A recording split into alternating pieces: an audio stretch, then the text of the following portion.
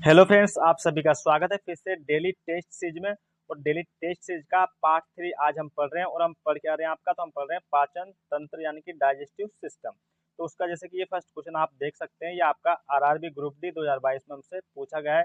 और इस सब क्वेश्चन की प्रैक्टिस हम करते कहाँ से हैं, तो जैसे कि थंबनेल पर आप देख सकते हैं आरआरबी 2024 जो एक यूथ पब्लिकेशन की बुक है। इस बुक में सभी के सभी क्वेश्चन किसके हैं, आपके रेलवे के। तो चलिए इन क्वेश्चन की हम प्रैक्टिस करेंगे। तो हमारा फर्स्ट क्वेश्चन है, मनुष्य के पाचन तंत्र में उत्सर्जित अम्ल कौन सा होता है।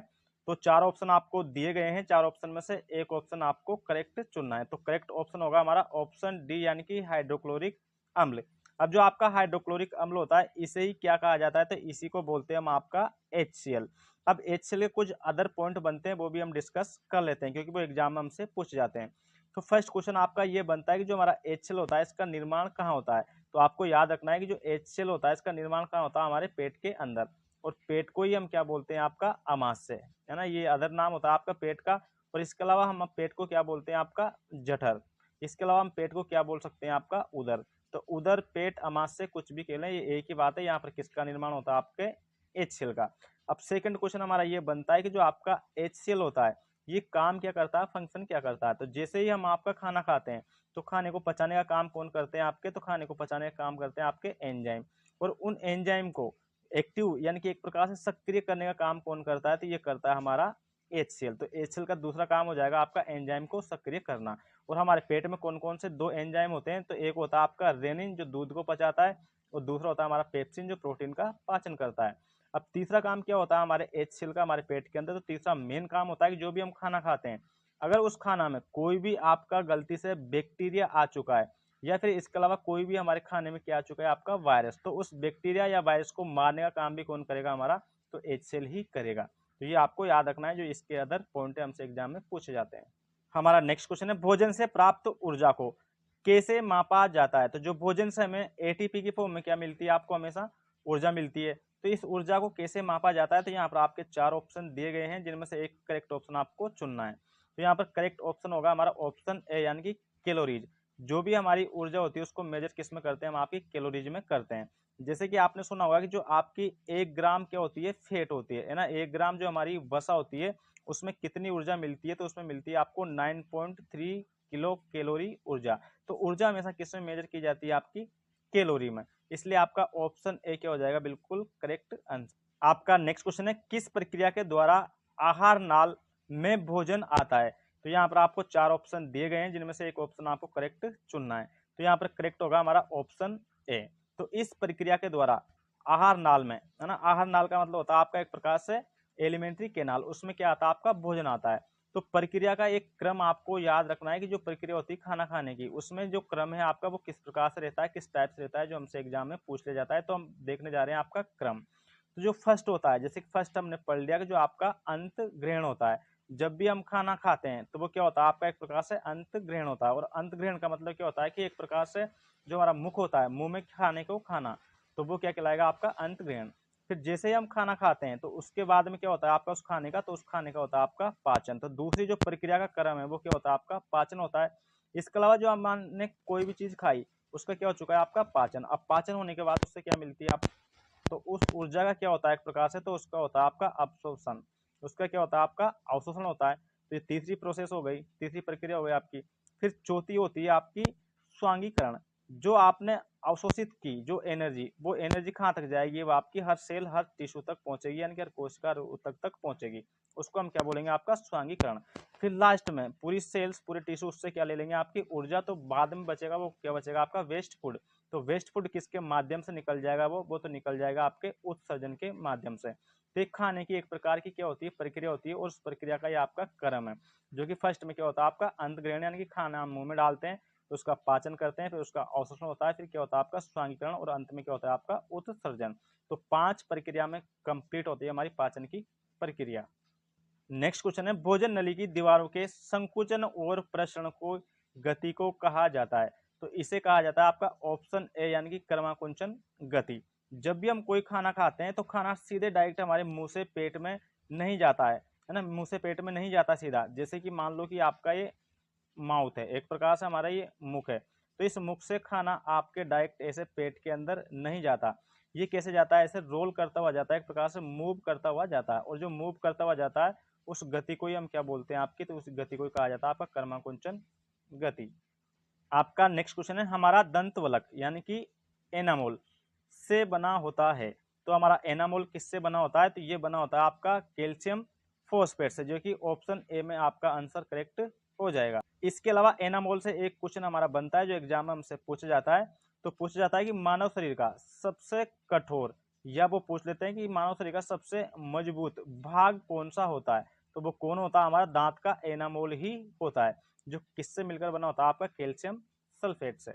आपका नेक्स्ट क्वेश्चन है, मानव शरीर का एकमात्र अंग जो पुनः विकसित या फिर पुनः सर्जित हो सकता है। अब पुनः विकसित या पुनः सर्जित का मतलब क्या होता है, तो इसका मतलब होता है कि ऐसा अंग जिसका निर्माण फिर से हो जाए।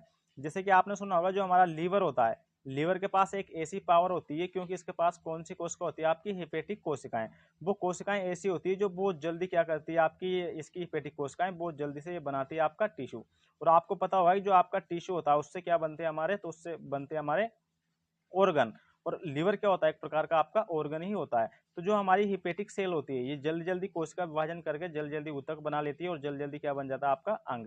तो एक लीवर ही है वो, जिसको हम किस नाम से भी जानते हैं, आपके जिगर नाम से है ना। इसका एक अदर नाम होता है आपका जिगर, जो कि ऑप्शन सी में हमें दे रखा है। तो मानव शरीर का एकमात्र अंग है जो पुनः विकसित हो जाता है। पुनः विकसित का मतलब होता है कि जो आपका लीवर होता है, अगर इस लीवर का हम आपका 2/3 भाग भी काट दें, तो 20 से 22 दिन में जितना लीवर हमने काट के दान किया है उतना ही लीवर वापस हमारा बन जाता है। तो ये क्वेश्चन भी बनता है कि लीवर का हम कितना भाग दान कर सकते हैं, तो लगभग 2/3। इसके अलावा जो हमारा लीवर होता है, या इसको हम क्या बोलते हैं आपका जिगर, इसको हम परसेंटेज में भी दान कर सकते हैं, और लगभग कितना कर सकते हैं हम 40% इसको दान कर सकते हैं।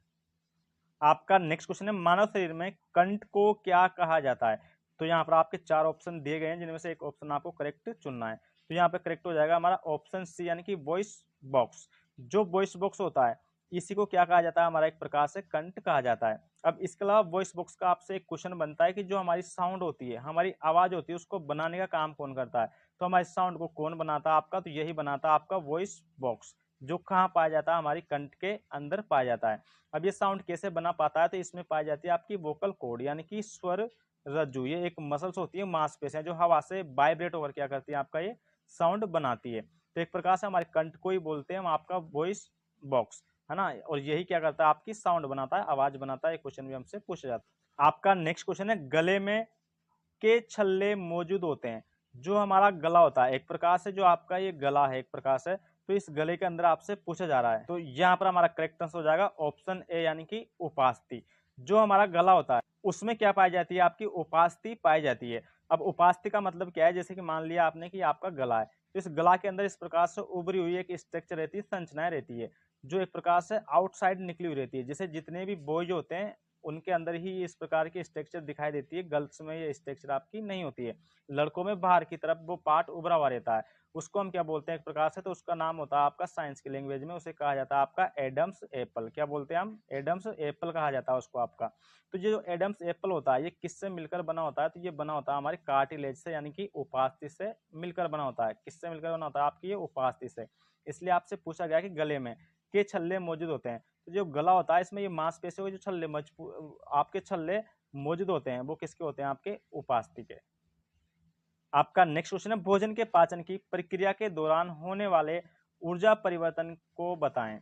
तो यहाँ पर हमारा करेक्ट आंसर होगा ऑप्शन ए, यानी कि रासायनिक ऊर्जा से ऊष्मा ऊर्जा में। जो भी हम कोई भी खाना खाते हैं तो वो केमिकल रिएक्शन होती है, और उस केमिकल रिएक्शन के साथ क्या होता है, हमारा उस खाने से हीट निकलती है। इसलिए ऑप्शन ए क्या हो जाएगा आपका करेक्ट। आपका अंतिम क्वेश्चन है, पाचन के दौरान पित्त की भूमिका होती है। तो पहली बात यह कि जो आपका पित्त होता है, यानी कि पितरस, उसका निर्माण कौन करता है, तो पितरस का निर्माण करता है आपका लीवर। ये क्वेश्चन भी हमसे पूछा जाता है। अब जो लीवर पितरस का निर्माण करता है, वो पितरस करता क्या है, तो पितरस का ये मेन फंक्शन है जो कि हमें याद रखना है। पितरस क्या करता है, जितनी भी आपकी फैट होती है वसा, उस वसा को किस में बदलता है, आपका वसीय अम्ल में। यानी कि हम एक प्रकार से कह सकते हैं कि जो पितरस होता है उसका काम क्या होता है आपका, तो वसा को पचाना। तो जो वसा को पचाता है और पचाकर उसको किस में कन्वर्ट करता है, आपका वसीय अम्ल में। तो जो आपकी वसा होती है वो भी एक प्रकार का क्या होती है, आपका लिक्विड होती है, यानी कि तरल होती है। और जो वसीय अम्ल होता है वो भी एक प्रकार का क्या होता है, आपका तरल होता है। तो एक तरल से दूसरे तरल में कन्वर्ट होना या फिर एक तरल और दूसरे तरल का मिश्रण ही क्या कहलाता है, हमारा एक प्रकार से पाइसीकरण कहलाता है। जैसे कि आपको ऑप्शन ए में दे रखा है वसा का पाइसीकरण, तो ऑप्शन बी क्या होगा, हमारा करेक्ट आंसर होगा। ये आपको याद रखना है। तो कितने आंसर आपके सही रहे और कितने गलत हैं, तो ये आप हमें कमेंट बॉक्स में कमेंट करके जरूर बताएं। तो फिर से मिलेंगे आपके नेक्स्ट सेक्शन में, तब तक के लिए स्वस्थ रहो, मस्त रहो। जय हिंद, जय भारत।